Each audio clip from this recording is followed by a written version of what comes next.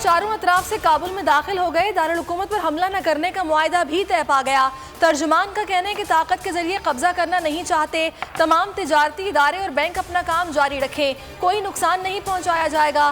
काबुल से बाहर जाने वालों को महफूज रास्ता देने की हिदायत। मुल्क में आम मुआफ़ी का ऐलान। तर्जुमान सुहेल शाहीन ने अपील की, आए कौम मुल्क की खिदमत करें। शहरियों से दरख्वास्त है कि वो मुल्क में रहें और खौफ की वजह से नहीं जाएं।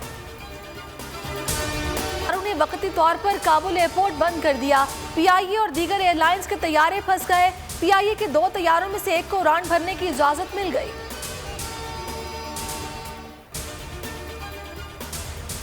मुल्क में यकसा तालीम का नफाज। कल वज़ीर आज़म यकसा निसाब तालीम का ऐलान करेंगे। वफाकी वज़ीर तालीम शफकत महमूद कहते हैं, यकसा निसाब हमारे मंशूर का हिस्सा है। क्लास 1 to 5 के तालीमी इदारों के लिए यकसा निसाब है। अक़लियतों के लिए अलग अलग निसाब तैयार किया है। सिंध में फिलवक्त इस निसाब का नफाज नहीं होगा। कराची के इलाके शेरपाव कॉलोनी में फजा सोगवार, हर आंख अश्कबार। बल्दिया हब रिवर रोड पर शहजोर ट्रक पर ग्रेनेड हमला। 21 घंटे बाद भी FIR दर्ज न हो सकी। धमाके में 7 खवातीन और 6 बच्चों समेत 13 अफराद जाँ बहक, 7 जख्मी हुए। बदकिस्मत खानदान शादी की दावत से वापस आ रहा था।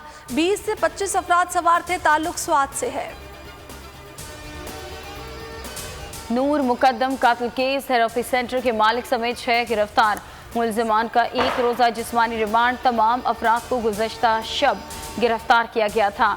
मुलजिम के माली जान मोहम्मद ने तस्दीक की और इसके सामने मकतूला ने ऊपर से छलांग लगाई। पुलिस को DNA और फोटोग्रामेट्री रिपोर्ट मिल गई।